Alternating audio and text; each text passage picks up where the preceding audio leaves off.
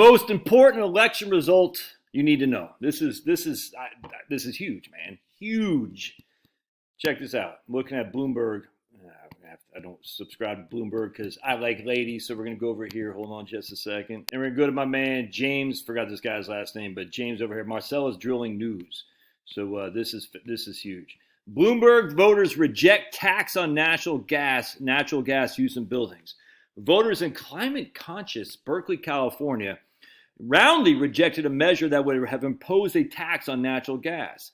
The ballot measure was seen in another way to discourage gas use in buildings after Berkeley's ban on natural gas, which passed in 2019 by the city council but not by the voters, was struck down. Let's see. The Berkeley ballot measure would have required owners of commercial and multifamily buildings 15,000 square feet or larger to pay a new tax on use of gas, but it received just under 32% on the vote, with all precincts reporting. It was opposed by the city's small business and nonprofits, oh boy, you tax the nonprofits for heaven's sake, who argued that they would struggle financially under the new rules, 100%, and what my man James Willis, I think his name. So the crazy leaders of Berkeley have lost again. Good news is breaking everywhere. Now that's very, very interesting, man. That just goes to show you that the natural gas, the Greens are taking it on the chin. They're getting hit with a cross, a right, a jab, an uppercut, a left. They're just bloody. They're not down. They're not down for the count. They got a standing 8 count. And Trump needs to come back with a flying Jimmy Suka flying elbow and take him out for good. Rhetorically, bot. I'm not saying literally, I'm saying rhetorically. Destroy the green agenda once and for all. And the fact that Berkeley, the citizens of Berkeley, only a third voted to pass that tax. That tells you something. Very interesting, too. Check this out. I thought this was interesting. 8 months after New York State passed a CO2 fracking ban, or a natural gas fracking ban, because of CO2, carbon dioxide, oh my goodness. That crazy what the hell's her name? Hochul, right? Isn't that her? Yeah, Governor Kathy Hochul, who's a reliable anti-fossil fuel person, has not signed the bill into law. What the heck is going on? Why is she missing in action?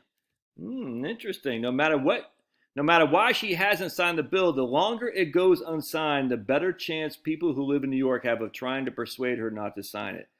We hesitate to offer any hope, but there's still time. There's still hope, however small it may be. But why? Why would you take 8 months to sign the natural gas anti-fracking bill? Interesting. In New York State, when the legislature's already approved it. I think cooler heads are prevailing. I'm telling you, man.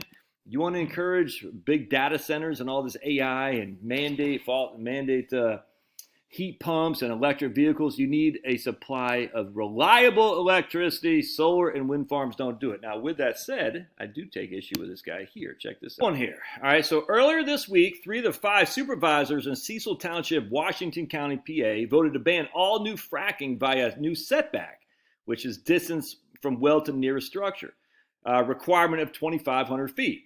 We told you the new setback distance basically bans all new shale drilling in the town.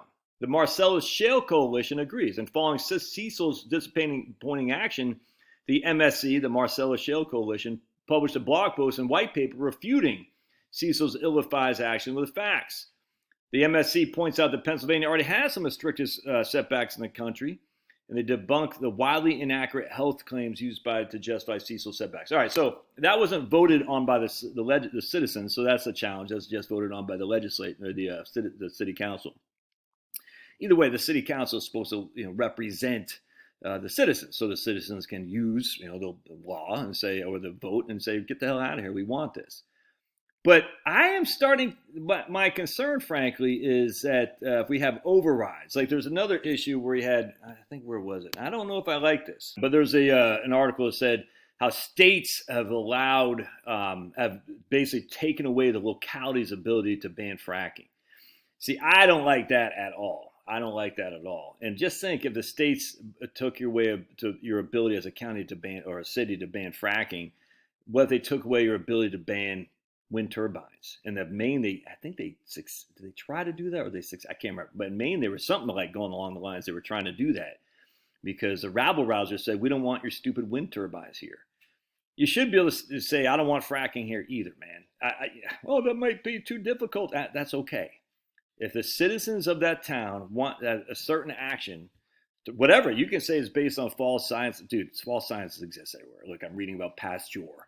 The idea that Pasteur is some kind of freaking, great guy is just, he's a plagiarist. He lied, and he had his, oh my goodness. He was sponsored by Napoleon III, and as such, no one wanted to. The whole thing is just, the story about Pasteur is something that you need to understand. Pasteurized milk. Why are you drinking pasteurized? I don't drink milk, but you should. If you're gonna, you should drink raw milk, dude. Anyway, it's crazy. Pasteur is a scumbag. Not shocking, actually. And if you read the history, you're like, damn, dude, no one liked Pasteur. But because he had the backing of the king, of the crown, they're like, oh, no different than what happened during COVID. Anyway, the point being is, I think localities should be able to determine if they want fracking, wind turbines, all that crap, dude, solar panels. I think the local community should be able to say, no, we don't want that. I think the local community should be able to say, we want trans story hour for kids. Yeah, I don't like it, and if you don't like it, move your kids. I don't think that should come from top down. None of this stuff, I'm telling you, because if it's used for top down in your favor today, it'll be used for top down against you later on. Anyway, so check this out. This was pretty good too. Debating data centers, the grid, and power generation. Like I just said, FERC is the Federal Energy Regulatory Commission. In a very short period of time, data centers and AI appeared on the radar as a very large potential customers for natural gas due to their need for power. Don't forget Bitcoin. Out of the blue, we began to read about drillers and pipeline companies talking with potential data center customers about flowing Marcellus Utica molecules to their operations so they can generate their own electricity. But wait a minute, not so fast. Although data centers may want to generate their own power and sometimes pay a vendor to do it for them, the FERC will have something to say about these facilities and how they connect to the existing power grid. Dude, the days of the big green are coming to an end. They're going to fight back. And check this out. About the radicalized big green groups pledge lawfare against Trump administration. They'll fight back, and this is why it was so important to get the Senate, because now we get the Supreme Court back in our hands for a generation. Trump can get a couple people in there. Hopefully Sotomayor leaves, you know what I'm saying? Hopefully Kagan, she's not going to leave, but hopefully, who's the other chick? No, she's not leaving either. Ketanji, I don't know what a woman is, but I'm a proud black woman. But I thought you said you don't know what a woman is. But anyway, the point being is we got Scalia. I'm drawing. Hopefully Roberts leaves. Thomas is going to go, and I love you, Clarence Thomas. And I'm drawing a blank the other guy.